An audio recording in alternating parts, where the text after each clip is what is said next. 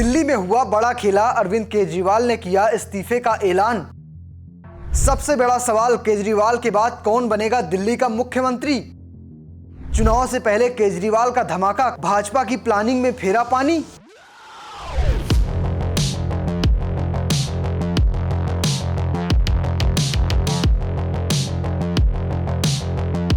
शुक्रवार को कथित आबकारी नीति घोटाले के मामले में सुप्रीम कोर्ट ने दिल्ली के मुख्यमंत्री अरविंद केजरीवाल को जमानत दे दी थी। इस जमानत के बाद केजरीवाल धूम धड़ाके के साथ तिहाड़ जेल से बाहर आए थे। शनिवार को केजरीवाल पत्नी के साथ और पार्टी के अन्य नेताओं के साथ सीपी स्थित हनुमान मंदिर पहुंचे और वहां पर उन्होंने आशीर्वाद लिया, जिसके बाद उन्होंने एक बयान दिया जिसमें उन्होंने कहा कि मैं सच्चा था, इसलिए भगवान ने मेरा साथ दिया। आज रविवार है और आज रविवार को केजरीवाल ने अपने कार्यकर्ताओं को संबोधित किया और इस संबोधन में किसी को भी अंदाजा नहीं था कि केजरीवाल अपने इस्तीफे का ऐलान कर देंगे। जी हां, अरविंद केजरीवाल ने अपने इस्तीफे का ऐलान कर दिया है। कहा कि 2 दिन बाद मैं अपने पद से इस्तीफा दे दूंगा।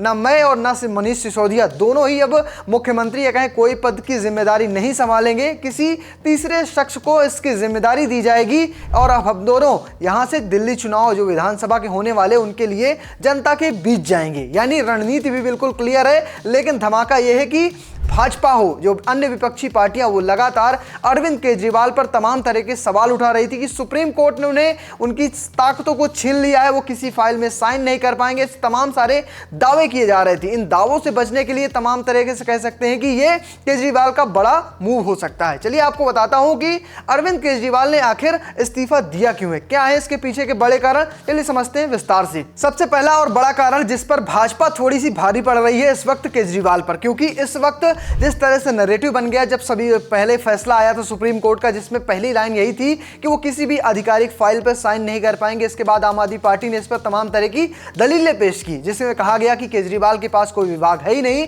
तो वो कि कोई दिक्कत नहीं होगी, कि दिल्ली का विकास कार्य चलता रहेगा और साथ साथ वो वही फाइलों में साइन करेंगे जो एलजी के पास जाएंगी। और केजरीवाल अभी तक वही फाइलें ही साइन कर रहे थे जो एलजी के पास जा रही थी। कह सकते हैं कि भाजपा जो लगातार आरोप लगा रही थी उससे बचने के लिए अरविंद केजरीवाल ने एक नए कदम के तौर पर इसे इस्तीफे को पेश किया है। इससे कह सकते हैं कि एक जनता के बीच उनकी छवि भी और बेहतर होगी। पहला कारण तो यह माना जा रहा है। दूसरा कारण राजनीतिक विशेषज्ञ मान रहे हैं कि चुनाव से पहले इसका असर वोटरों पर पड़ेगा। यह एक इमोशनल कदम है और इसका कह सकते हैं सीधे वोटरों से कनेक्ट करेगा। जो केजरीवाल के समर्थक हैं, जो नहीं भी हैं, वो भी इस बात को मानेंगे कि हाँ, केजरीवाल ने सही फैसला लिया, उन्होंने दिल्ली का विकास कार्य नहीं रुकने दिया। तो कह सकते हैं इससे एक इमोशनल मैसेज भी जाएगा। तीसरा और सबसे बड़ा कारण 2015 दोहराने की तैयारी में है अरविंद केजरीवाल। आपको बता दें कि जब 2013 में कांग्रेस ने समर्थन दिया था बाहर से, तब आम आदमी पार्टी ने वहां पर सरकार बनाई थी और उसके बाद कह सकते हैं कि जब 6 महीने सरकार चली, उसके बाद अरविंद केजरीवाल ने वहां से इस्तीफा दे दिया। आरोप लगाया कि वो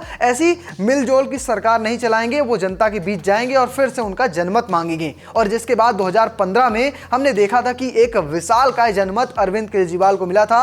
आम आदमी पार्टी ने 67 सीटों में जीत दर्ज की थी। 70 में से 67 सीटें जीती थी, जबकि 3 सीट ही विपक्षी पार्टी यानी भारतीय जनता पार्टी जीत पाई थी, जिसके पास चुनाव से पहले 32 सीटें थी। तो यह दिखाता है कि यहां पर अरविंद केजरीवाल 2015 फिर से दोहराने की तैयारी कर रहे हैं। अगर ऐसा होता है, इमोशनल मैसेज जाता है, तो इसका असर भी अरविंद केजरीवाल को आने वाले चुनाव में जरूर मिल सकता है। जबकि इस बार भाजपा पिछले काफी चुनावों से ज्यादा डायरेक्ट अटैक कर रही है अरविंद केजरीवाल पर, तरह तरह के धरने प्रदर्शन कर रही है। पिछले 1 साल की बात करें तो मटका प्रदर्शन, न जाने कौन कौन से प्रदर्शन भाजपा द्वारा किए गए हैं। इन सब का जवाब कह सकते हैं अरविंद केजरीवाल ने सिर्फ इस्तीफे से देने का ऐलान कर दिया है। फिलहाल आपको रिपोर्ट कैसी लगी कमेंट बॉक्स में जरूर बताना और पेज को फॉलो करना, चैनल को सब्सक्राइब करना बिल्कुल मत भूलना। धन्यवाद।